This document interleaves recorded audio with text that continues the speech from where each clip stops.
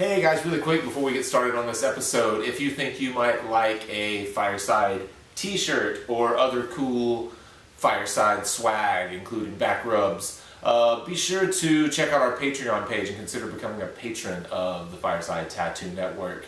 It helps us continue to provide free content to you guys, and then you get a little gift as well. The link is below. Please check it out. We would greatly appreciate it. Enjoy the episode.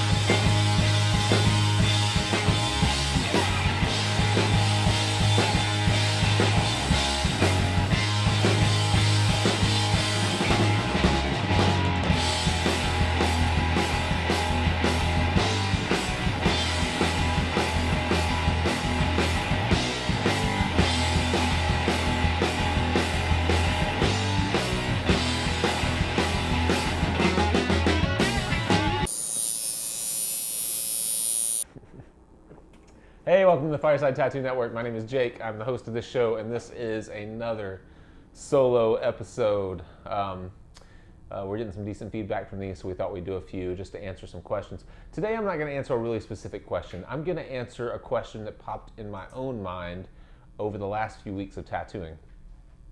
And that question is, why are memorial tattoos always so crappy? Like, why, whenever you see someone's memorial tattoo, does it suck 99% of the time? And I'm sorry if you have a memorial tattoo, it's probably crappy. But I am sorry for your loss. So before I don't mean that sarcastically. I truly am sorry for the.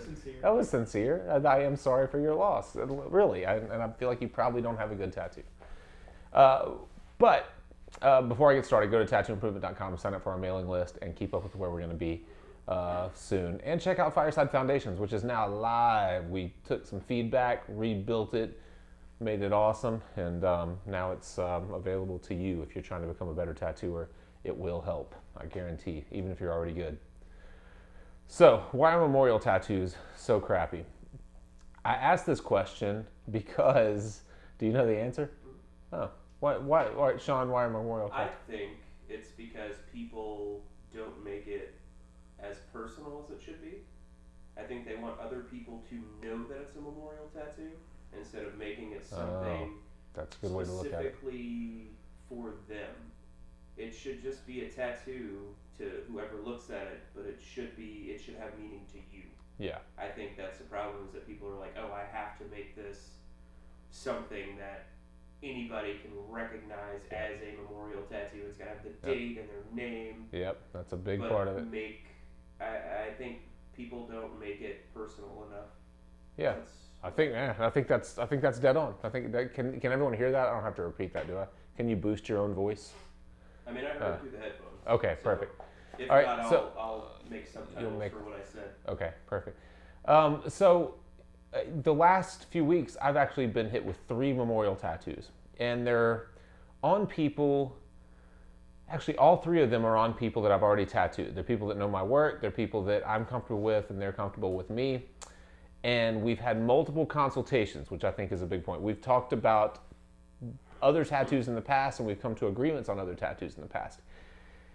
And the thing that I noticed with a memorial tattoo is that sometimes they get a little bit emotional, and they just start brainstorming about everything that was important about this person. And anytime you lose someone that's important to you, you start to remember like everything about them, and you feel like it all needs to be represented. So you've probably heard us on the show talk about cornucopia tattoos, but people will want everything that was ever important about their granddad to them in the tattoo. And normally, a seasoned tattooer, go back and watch our Controlling the Consultation episode from, 15 or 20 episodes ago, but a seasoned tattooer would curb that and say, hey, let's establish a hierarchy here. What can go away because you got too much shit going on in this tattoo? Well, when someone's crying and sobbing in front of you, you tend to just nod your head a lot and make a lot of notes, and then the next thing you know, you leave and you feel like you were just taken advantage of as the tattooer. You're like, oh shit, I can't do all this. This is going to be a disaster, but I just told them that I understood, and I made all these notes, and now I have to draw this thing. And so you do, and you try to cram all that shit into a tattoo. And and I'm sure if you've watched the show before, you know my opinions on text in tattoos with imagery. I've changed it a little bit. I actually don't mind text and tattoos. After we've podcasted with guys like Sir Twice, I've kept up with that Norm Loves Letters, and obviously BJ Betts, and there are some really, really great lettering tattooers, and I don't discount that at all. Those guys are real solid. The issue that I have with lettering is because of its very nature, it's generally black, it's very bold, it's very crisp, and just because of what it is, it just demands attention. Normally, when you're trying to put images in tattoos, you want them to demand attention. So what you end up with is this crazy competitive thing where you have text that controls the whole design because it's text, because it's bold, black, and clean, and you have an image that you want to be important, so you push your contrast and you make it bright and you make it bold, and you got all this shit going on at once, and it just doesn't work. It just turns into this like push and pull, this competitive thing between text and imagery. And almost always when people want memorial tattoos, it seems like they're really insistent on some line of text, something that says something to them. And like I said a minute ago, you don't want to stop them when they're in that mode and they're pouring their heart out to you. You can't just say like, well, I'm just trying to make a pretty picture. I don't really care about what how you feel, because you do care about how they feel. And you want them to have a tattoo that they love. So I've done this 3 times in the last month. I don't know why everybody died at once, but they did. And so I've had to do this consultation 3 times. And one of the tattoos I've already done, 2 of them I'm working on right now. And I'll tell you what I've done to make what I think will be really, really great tattoos out of them. I've invented my own narrative. I started to listen. I do try to tell them that my ideas on text and imagery. I'm not a fan of it.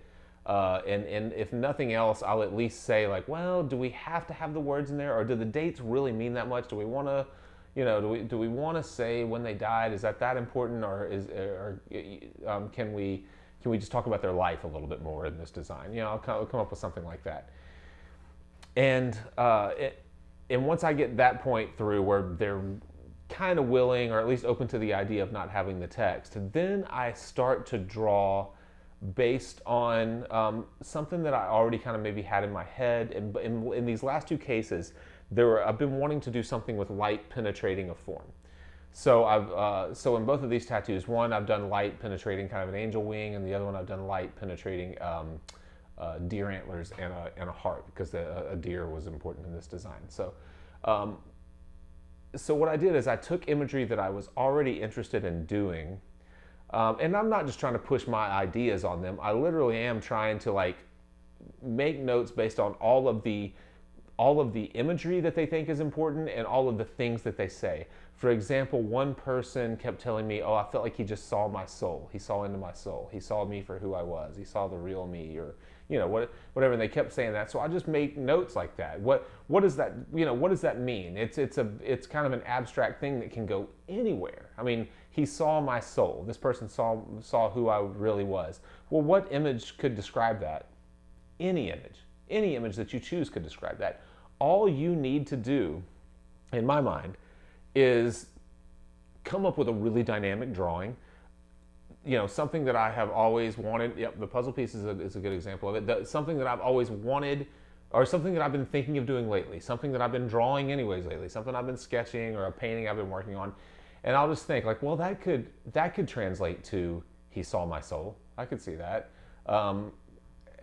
What problem would I like to solve within that? Well, I've been wanting to do light penetrating something. I want to see pinholes come through something, and I want to see it get like diffused as it comes out. It's just kind of, I've been playing with edges a lot in my tattoos lately, like trying to make really interesting edges and not hardline everything. So it's just been something that's been interesting to me. So is that a selfish way to approach it? Maybe, but what it does do is it keeps me engaged. And if I'm engaged, I'll make a great tattoo out of it. I know that's a prerequisite for me. If it's something that I really am interested in doing, I'll make an awesome tattoo out of it. If it's something that I'm just trying to get through to the next day, I probably won't. I'll make a pretty good tattoo out of it, and they'll be happy with it, and I'll be bummed, and I won't put it in my portfolio. But the key to the whole thing, the linchpin, is you have to be able to create that narrative and convince yourself of it as you're drawing it. Whenever you translate it to that client, I have not yet had them turn me down or say, man, that's a decent idea, but every single time it has been jaw-dropping, oh my God, how did you do that? I can't believe you nailed it. I didn't even know what I wanted. That's it. I didn't even know what I wanted, and you nailed it. And the reason is because they didn't know what they wanted.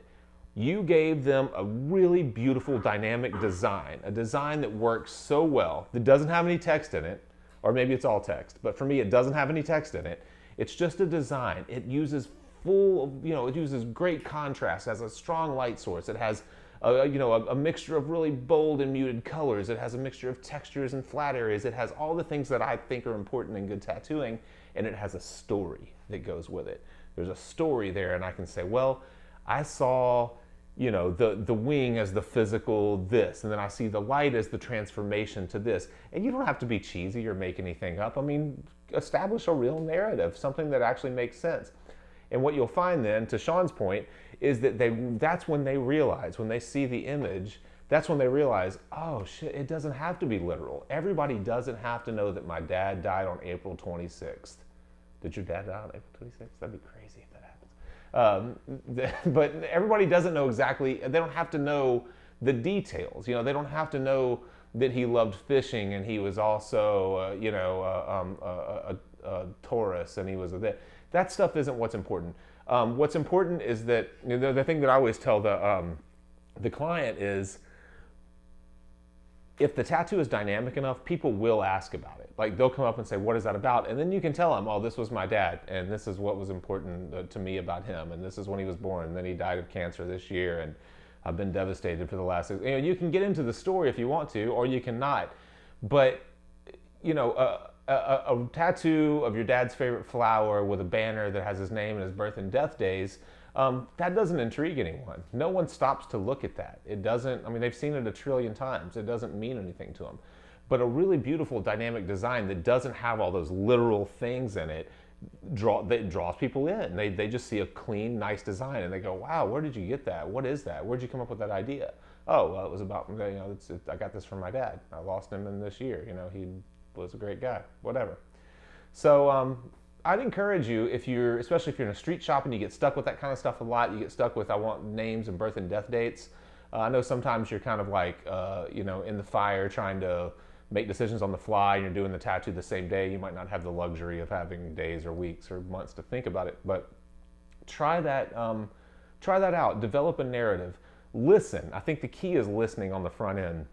Not to the exact imagery that they want, but just to the mood of the conversation, to the, what are they really saying? How do they feel about the person? A lot of times if you're just listening, something will jump out at you. There'll be a thing that person was into. My dad was a locksmith and he was whatever. Like, oh shit, I'd love to tattoo a lock. That sounds good. Let's start with a lock. Now what can we do?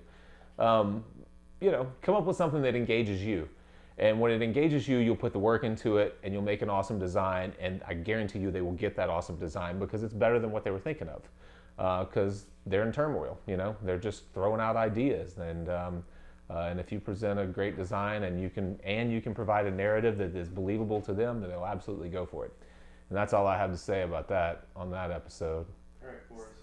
Thank you guys. Have a good night. And I'll see you next time. Leave a comment. Let me know what you think. If you disagree with me.